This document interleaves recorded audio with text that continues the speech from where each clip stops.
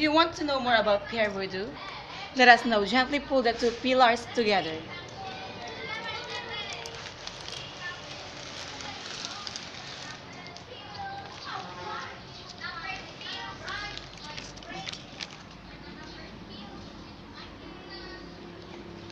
Pierre Bourdieu have many publications made in the century. These are the following selected works of Pierre Bourdieu. First, La Reproduction. Esquisse d'une théorie de la pratique précédée de trios études d'ethnologie cabale. Outline of a theory of practice. La distinction.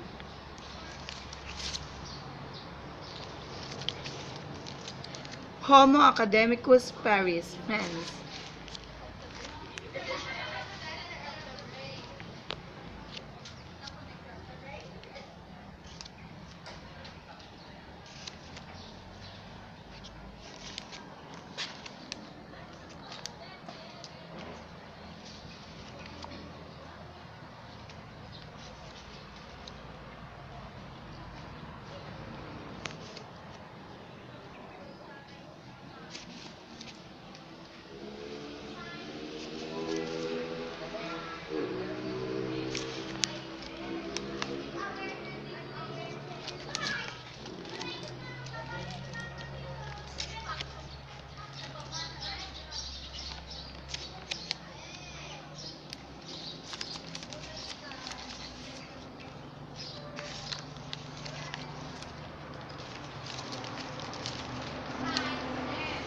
Okay, and now Roseanne will continue the presentation about Pierre Bourdieu.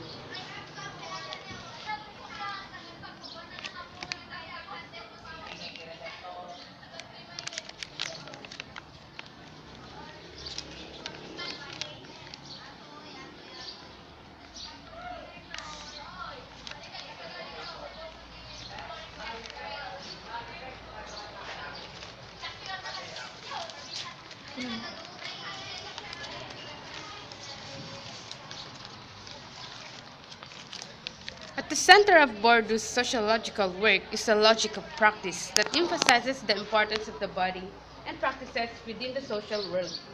Bourdieu stressed the mechanism of social domination and reproduction were primarily focused on bodily know-how and competent practices in the social world. Bourdieu firstly opposed rational action theory as grounded in a misunderstanding of how social agents operate. Social agents do not, according to the Bourdieu, continuously calculate according to explicit rational and economic criteria.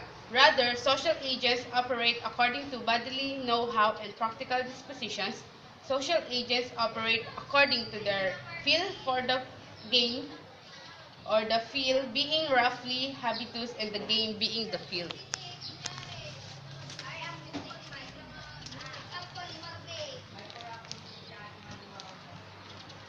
Habitus is neither a result of free will nor determined by structures, but created by a kind of interplay between the two over time. Dispositions that are both shape past events and structures, and that shape current practices and structures, and also, importantly, that condition our very perceptions of these. In this sense, habitus is created and reproduced unconsciously, without any deliberate pursuit of coherence, without any conscious concentration.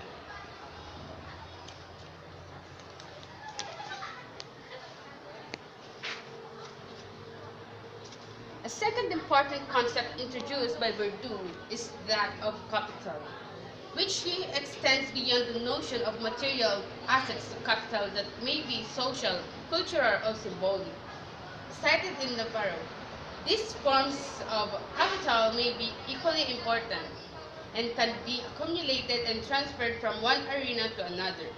Cultural capital and the means by which it is created or transferred from one other forms of capital plays a central role in societal power relations as this provides the means for a non-economic form of domination and hierarchy as classes distinguish themselves through taste. The shift from material to cultural and symbolic forms of capital is to a large extent what hides the cost of inequality. A final important concept in Bourdieu's understandings of power is that of doxa, which is the combination of both orthodox and the heterodox norms and beliefs.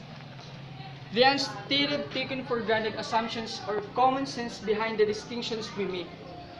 Doxa happen when we forget the limits that have given rise to unequal divisions in society.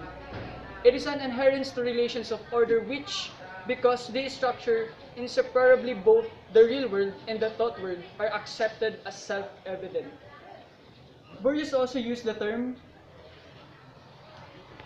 misrecognition, which is akin to Martian ideas of false consciousness, but working a deeper that transcends any intent at conscious manipulation by one group or another.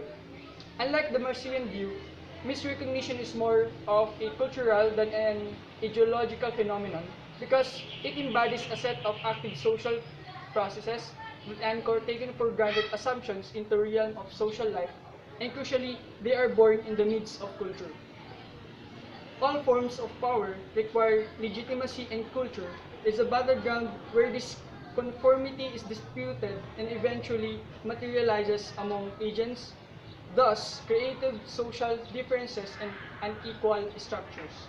And the last one is reflexive sociology, in which one recognizes one's biases, beliefs, and assumptions in the act of sense-making. Long before, reflexivity became fashionable. Self-critical knowledge that discloses the source of power and reveals the reasons that explains social asymmetries and hierarchies can itself become a powerful tool to enhance social emancipation. And Pierre Bourdieu's works have been translated into dozens of languages and have had an impact on the whole gamut of disciplines in the social sciences and the humanities. Several works of his are considered classic, not only in sociology but also in anthropology, education, and cultural studies. And that is all about Pierre Bourdieu.